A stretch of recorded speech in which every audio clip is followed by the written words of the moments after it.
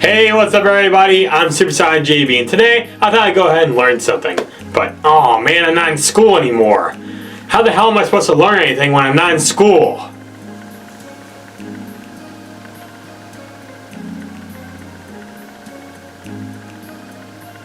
Are you a teacher? Sonic the Hedgehog, one of the most famous video game characters ever made. I've always been a big fan of him, but I have noticed that something has been missing in his games. Where's some math problems at? You see, Sonic was pretty successful during the early years, but Sega wanted to try something new, and they decided to do the unthinkable. They made Sonic Popsicles. Oh yeah, and they let some other companies create some educational Sonic games. Why bother going to school and learning from a teacher when Sonic can teach me stuff? Yep, during the 90s and early 2000s, we got a handful of educational Sonic games for multiple different systems. Now, none of these games are developed by Sega or Sonic Team themselves, similar to the Mario educational games of how Nintendo wasn't really involved in making those. Some of the educational Sonic games are made for a device called Sega Pico. It's an educational handheld gaming device released back in the mid-90s for kids. I never had one for myself, but apparently it was pretty successful. But only in Japan. Everywhere else it kinda sucked.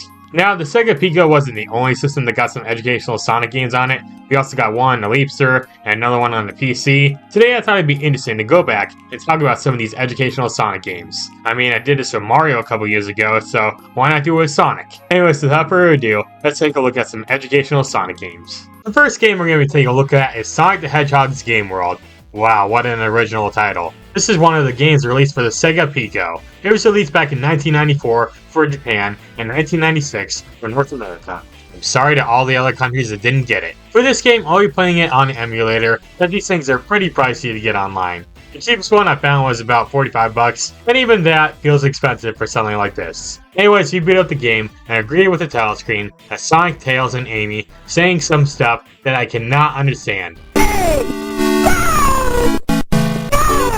I think they all said yay, but it's pretty tough to tell. So now the game asks us to select the difficulty and how many players we have. Well, obviously I gotta play on easy. I don't actually want to learn anything here. That's for nerds! Also, I don't know why, but the first time I saw this hand icon, I thought it was flipping me off. Hey game, no need to be so rude to me. I don't want to play you anyways. Then we get to select our character, and we get to choose between Sonic, Amy, and Tails. I guess Knuckles took the day off or something. Let's just go with Sonic for now. What? So this game is a compilation of random minigames, where your main goal is to get a high score or beat your opponents. These minigames are super random, and they're not really educational games at all. Like the first minigame is called Hoops, where you use the arrow keys to aim whatever this thing is, to throw a basketball in a hoop. And for some reason, these basketball hoops are living creatures with eyes and a body. I don't remember this Sonic character. Imagine this being your favorite Sonic character. Where's Basketball Head Man in Sonic Racing Cross Worlds? This minigame is pretty easy to play, the controls just kinda suck, and it's not very fun. Maybe some of the other minigames will be better. You serious? Yeah, no, all these minigames kinda suck. The next one we play is Skee Ball, where you have to press the button at the right time so your characters will score. If you press the button while on an X, you get no points. You'll be competing against other characters, and the more you score, the faster your character will reach the goal line at the top here. It's a pretty simple minigame, but it's incredibly boring, and the music and sound effects are really annoying. At least we get to see Eggman whining like a baby after we beat him. Then we have Car Race, which is just like Mario Kart. If it sucked ass and you only had to do one short lap that lasts around 5 seconds, and all your opponents suck, then we have this minigame where we literally control a monkey and climb a tree a bunch of times to get a high score. And that's really boring and repetitive. Plus it lasts way too long. Then you got Robotnik Bop, which is literally just whack-a-mole, but with Eggman as the mole. The hitboxes in this minigame are really weird. Like sometimes you can hit Eggman at the last second, and sometimes you can't. Also, why does Eggman sound like a pigeon every time you hit him? Then you got a claw machine minigame, where it's nearly impossible to miss. Then you got a flag minigame, where you just have to pick the correct color flag that Eggman holds up, and you win. It's just like that one Mario Party minigame. Could talk more about the other minigames, but I stopped playing at this point because I was so freaking bored. So Sonic's Game World isn't really that much fun. Heck, it barely even qualifies as an educational game at all. Maybe Tails and the Music Maker will be better.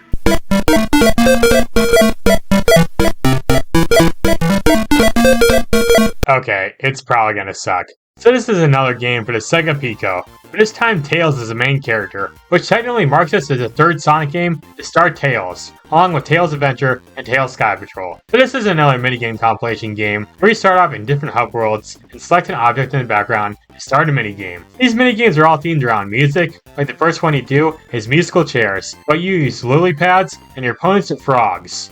Froggy, is that you? Froggy! You just use the arrow keys to move from lily pad to lily pad, and you avoid the one that is blowing so you don't fall into the water. It's an alright minigame, but not that interesting. Then you got this minigame where you run through Green Hill Zone, where there's lots of obstacles in your path, so you have to have Tails stop, tiptoe, jump, or run. This is arguably the best minigame in the game because it's an actual Sonic level with some design. But it still plays super slow, and there's really no penalties for getting hit. And you don't move Tails yourself, you just press whatever button you need to in order for him to move, which kinda sucks. Also, you'll be hearing lots of iconic old school music at multiple points in this game, like this one.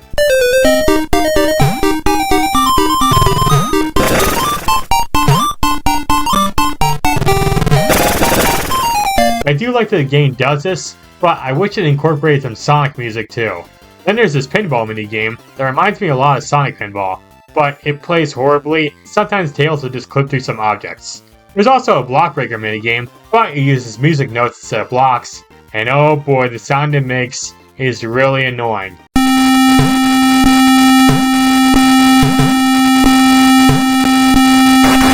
Then you got a minigame where you have to select an instrument that matches up with the correct sound. It's pretty boring in all honesty. As for the other minigames, they're all pretty boring, and I really don't want to talk about them. In the end, I really didn't like this game. I'd say it's better than Sonic's Game World, but not by much. It does do a better job than being an educational game than Sonic's Game World, but all it's teaching you is the art of music.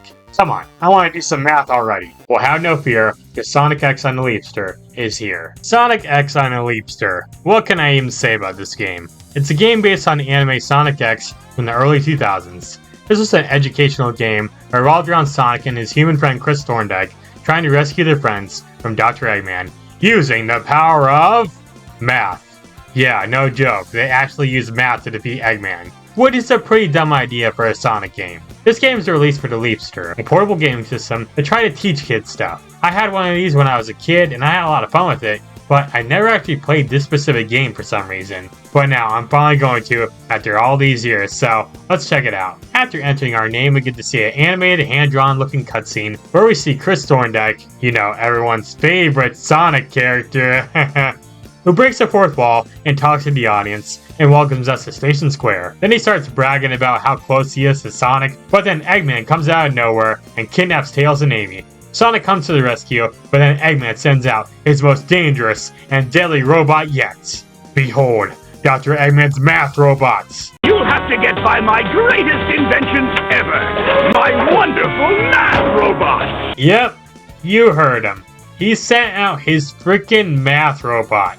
This is the same man who destroyed half the moon. Why does he have a math robot of all things? Yeah, word of advice, don't take this educational game seriously. After that scene, we get a cute little animation of Sonic running around. Though it is a bit choppy at times, and that cutout of Sonic on the title screen looks pretty bad. Then we get to select a world and a level, and then we get another little animation of Sonic running into wherever you selected. Not gonna lie, I actually like these little animations that this game has in it. They're charming, and we even get full-on voice acting from the 4Kids cast. Man, I love Jason Griffith's Sonic voice. He does such a good job, even for a weird-ass game like this one. Anyways, we can finally start playing the game. So, off the bat, you'll notice a few things here. First, we're playing as classic Sonic instead of modern Sonic X style Sonic, which is really weird. I'm pretty sure they just reused a sprite from an old Sonic game and put it in this game to save on resources. Another thing you'll notice is how close the camera is to Sonic. You can barely see anything in front of you, and that makes running around stages extremely bad. Now this game may look like a classic Sonic game, but it's still pretty different. You can still jump, run, and collect rings, but the main thing that you're going to be doing is solving math problems. At every level, you come across these question marks that'll ask you a math question, and you have to pick the correct numbers to defeat the math robot. Sometimes you add and subtract numbers, and sometimes you pick the next number in a question's order. It's pretty simple, really. In some stages, you'll also be grabbed by, is that Eggman? Maybe?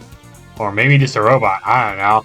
and then it'll take you to the infamous... It's Eggman's Super Sucky Machine! Yeah, so this is Eggman's Super Sucky Machine.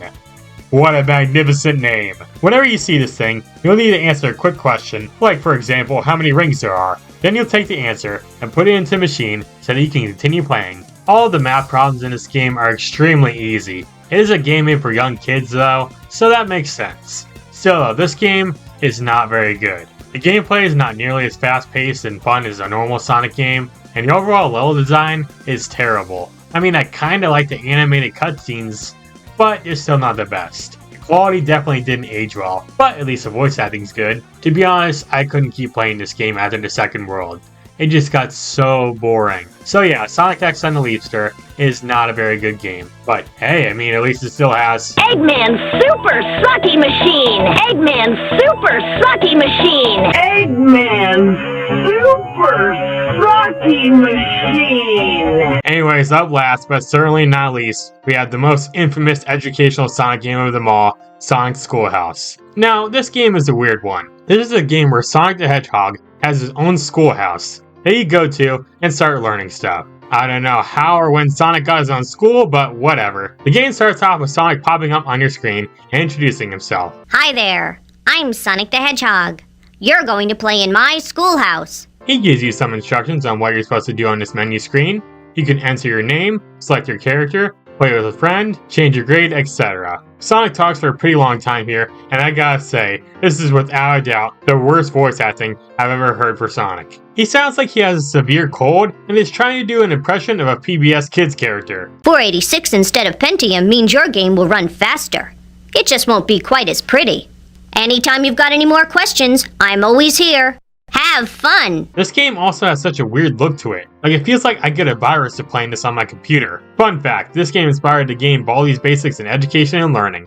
Just wanted to say that. We can use the traffic light to start, but first let's pick our character. And good god, these character designs look horrifying! They look like something straight out of a horror game. Also, just listen to the sounds they make.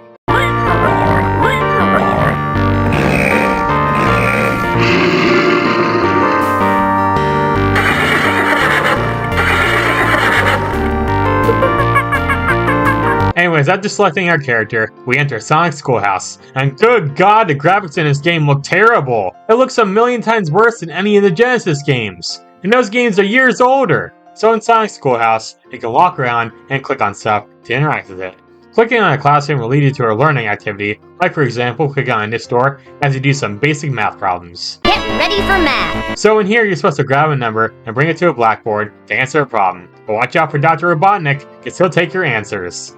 Even though I didn't really see him do much of anything at all. In fact, he's not even here, just a poster. These math problems are super easy to solve, and every time you answer a question right, Sonic will praise you, and you'll hear a kids cheering MP4 sound effect play. That's great! Along the way, you can pick out these bonus items that unlocks other content and new areas in the schoolhouse. Once you get all the questions right, you'll be rewarded with a horrible looking 3D animation of Sonic, and it will tell you your total score. Also, every time it shows you one of your answers on this blackboard, it kinda sounds like you're getting shot by a gun. The game has other lessons you do, like spelling and reading, and, well, that's about it. Sorry, no science or history for you. You can go on a field trip if you find a bus inside one of the classrooms, and once you find it, you can enter the bus outside and travel to someplace else. Plays a little video here, and good god, Sonic is a horrible driver. Who gave this guy his license? Now, the field trips themselves are super lame. Really, you basically go visit one of Sonic's animal friends, but not characters like Knuckles or Amy, no. You go visit one of the game's other avatars, and then you watch a video where they try and teach you about that specific animal. I'm a gator. Yeah, after this, I just stopped caring about the game completely. Well, not like I actually really cared about this game anyways. So yeah, Sonic Schoolhouse is an absolute dump of a game. I'd even go as far as to say it's worse than Sonic Labyrinth. Yeah, it's that bad. Still though, I don't really count these educational Sonic games as official games in the franchise, since Sega and Sonic Team really had nothing to do with making them. So it looks like these educational Sonic games will forever be forgotten about. So yeah, those are some educational Sonic games, and yeah, they all sucked. I mean, it's not that big of a surprise. Sonic and education don't really go well together. Were those games as bad as the educational Mario games? I'd say they're about the same. At least this guy teaches me math. Mario didn't do that.